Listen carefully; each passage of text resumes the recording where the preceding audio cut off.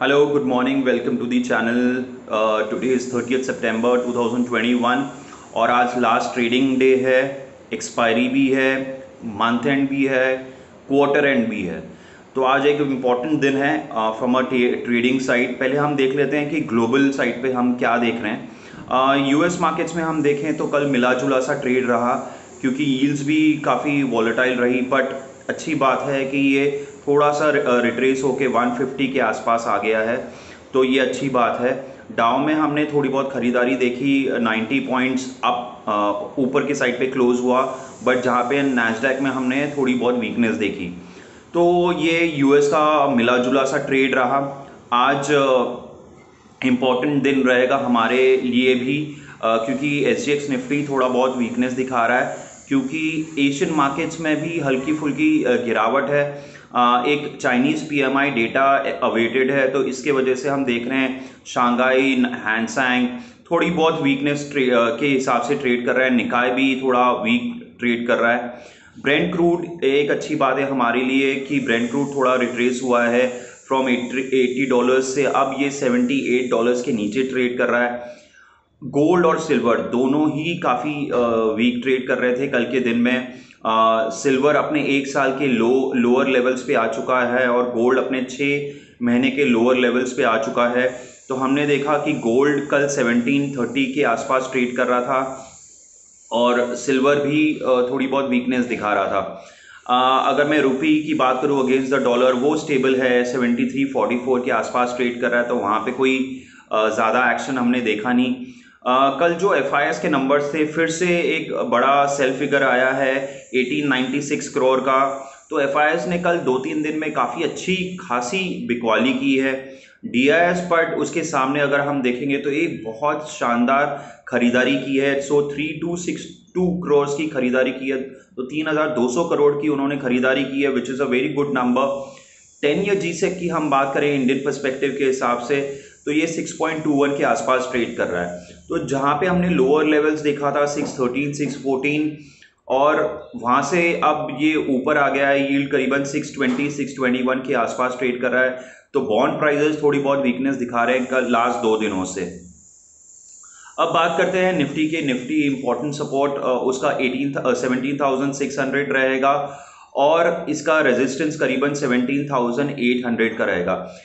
जब भी आज क्योंकि मंथली एक्सपायरी है तो बहुत सारे शॉर्ट्स क्रिएट हुए हैं इन द सिस्टम, और अगर सपोज करो ये 17,800 के ऊपर ट्रेड करने लगता है तो इट इज़ क्वाइट पॉसिबल कि it can move towards 17,900 also. तो ये आपको देख के चलना चाहिए। कल की ये खबर है और एक आई थी, जैसे गोल्ड ETFs होते हैं तो बहुत सारे इन्वेस्टर्स सिल्वर ETF में भी डालना चाहते हैं, क्योंकि सिल्वर के लिए इन्वेस्ट करने के लिए कोई ऑप्शन नहीं है apart from buying into the silver futures in the MCX। So this is one thing जो कि सेबी ने इंट्रोड्यूस किया है, and hopefully most of the fund houses will also come out with the silver funds and all. तो silver ETF on the exchange will start trading hopefully soon. तो ये एक अच्छी खबर है जो सिल्वर में इन्वेस्ट करना चाहता है for a medium to long term, और अच्छे लेवल्स भी हैं, अच्छा खासा करेक्ट हुआ है। तो अगर धीरे धीरे किसी को SIP करनी है in the precious metals, gold and silver, this is very good option. एक जो हमारा एक्सटर्नल डेट का नंबर्स आया हुआ है फॉर मार्च एंडिंग 2021, तो हमने देखा एक मॉडेस्ट अपटिक आया है on the debt side, external debt particularly. तो ये $570 बिलियन के पास आया है और 2% का जंप आया, 2.1% to be precise, year on year. और एक्सटर्नल डेट टू GDP ये हमारा थोड़ा बढ़ के आया है, सो 20.6 से ये 21.1% पे आया हुआ है। तो एक्सटर्नल डेट हमारे बड़े हैं, तो हमें हमारी एज अ कंट्री हमें डेट पे करना है टू द आउटसाइड वर्ल्ड। सो ये थोड़ा नंबर अपटेक हुआ है ईयर ऑन ईयर बेसिस पे। तो जैसे मैंने कहा $570 बिलियन विच इज 2% जंप, और external debt to GDP which has jumped from 20.6 to 21.1। अब आते हैं स्टॉक्स पे। स्टॉक्स की हम बात करें तो कुछ स्टॉक्स जो अच्छे कर रहे थे और ये मेरा पॉजिटिव व्यू काफ़ी टाइम से भी था। तो SBI it has done very well. एक खराब मार्केट में हमने देखा इसने 3.5-4% का जंप दिखाया। बहुत सारे actually PSUs and PSU banks did very well, Coal India, SBI, PNB। तो ये कुछ काउंटर्स है जो मुझे ठीक भी लगते हैं, पर्टिकुलरली SBI। सो वहाँ पे मैं अभी भी पॉजिटिव हूँ for the medium to long term. मेरे ख्याल से यहाँ से मीडियम टर्म में अगर किसी का पर्सपेक्टिव है फॉर अ इन्वेस्टमेंट, सो ये quite easily can cross 550-600 rupees. उसके साथ साथ हाँ, कैनरा बैंक और एक काउंटर है, तो ये इसने अच्छा खासा 165 के ऊपर क्लोजिंग दिया है, 168 का क्लोजिंग आया है, तो यहाँ पे मैं पॉजिटिव हूँ। मैंने पेट्रोनेट LNG कहा था, तो इसने कल हाई बनाया था करीबन 243 का। मेरा टारगेट 245-250 का है, तो ये क्वाइट पॉसिबल है कि ये वैसे तो ऑलमोस्ट आ ही गया था, 2 रुपये की का डिफरेंस था, बट अभी भी मेरे को लगता है ये 245-250 एक बार टच करेगा before the results. Bajaj auto की बात करूं तो कल ऑलमोस्ट फ्लैट क्लोज हुआ है इन अ नेगेटिव मार्केट, सो इसमें मैं पॉजिटिव हूं। इसके साथ साथ अगर मैं कहूं कि कुछ काउंटर्स जो मैंने कुछ हाल ही दिनों में मैंने डिस्कस किया था, एक था सिप्ला, परसों के दिन मैंने मेंशन किया था। सिप्ला मुझे अच्छा लगता है 970 के ऊपर, और कल इसने 52 वीक हाई भी लगाया। तो मुझे फार्मा एज अ सेक्टर, मैंने कल के वीडियो भी में मेंशन किया था, you should start building the position. तो कल का हाई 1005 का था। एनी ड्रॉप कल की क्लोजिंग मेरे ख्याल से 990 के आसपास थी। तो अगर इस पे आपको निवेश करना है, ये सेक्टर नहीं चला है, ये स्टॉक नहीं चला है आफ्टर अ लॉन्ग कंसोलिडेशन, कल इसने ब्रेकआउट का एक हमने देखा, और इसको ये कंटिन्यू रख सकता है, ये मेरा पर्सपेक्टिव है। तो सिप्ला एक अच्छा काउंटर हो सकता है। उसके साथ साथ हमने कुछ पहले दिनों में भी NBCC के बारे में बात करी थी, तो 45-46 के लेवल्स पे बात करी थी अगर मुझे याद है तो, और मैंने यही कहा था कि 58 से ये 41-42 पे आया है, वहाँ से रिट्रेस होके 45-46 पे ट्रेड कर रहा है, और हाल ही दिनों में हमने देखा वो 46 एक हाई बना के 51 का कल हाई बनाया था, क्लोजिंग करीबन 49 के पास आई है। तो ये मुझे एक अच्छा काउंटर लगता है फॉर द नेक्स्ट मंथ और 2। इसके साथ साथ अगर मैं बात करूं तो LNT मुझे स्ट्रॉन्ग लगता है, तो ये हर गिरावट में आपको बाय करना चाहिए। कल की क्लोजिंग 1720 के आसपास हुए, towards any drop towards 1700 you should be a buyer.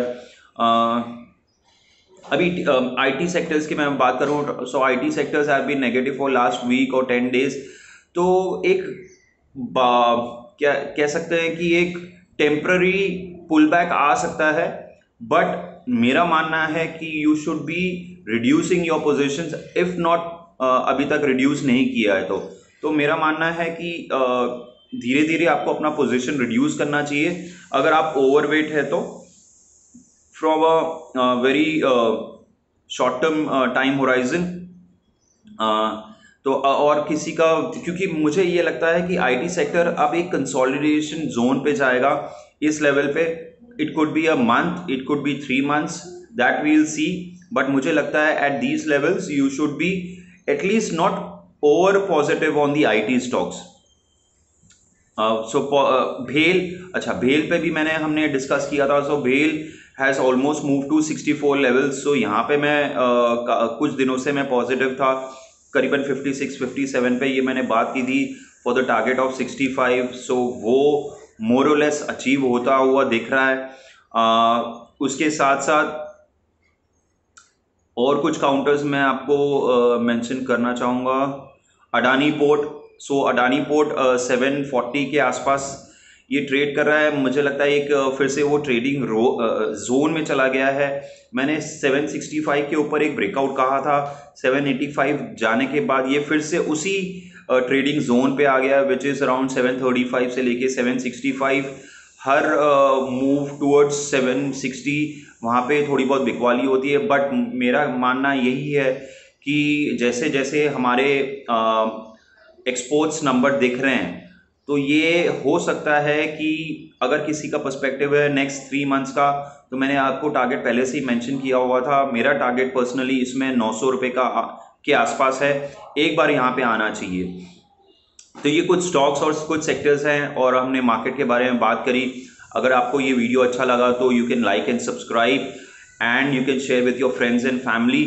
उसके साथ साथ अगर आपके कोई स्टॉक्स हैं जिस पे आपको राय चाहिए तो वो आप मुझे व्हाट्सएप कर सकते हो या तो कमेंट बॉक्स में मेंशन कर सकते हो। टिल देन, सो कल तक हम वेट करेंगे, देखेंगे आज एक्सपायरी कैसे होती है। मेरे हिसाब से एक्सपायरी आज पॉजिटिव होनी चाहिए, क्योंकि पुट कॉल रेशियो ओवरसोल्ड दिखा रहा है on the last trading day. तो मेरे ख्याल से यहाँ पे ज़्यादा गिरावट की आप अपेक्षा नहीं कर सकते आज के दिन में, बट आपको व्यू पॉजिटिव रख के ही ट्रेड करना चाहिए। सो टिल देन, कल तक, थैंक यू सो मच।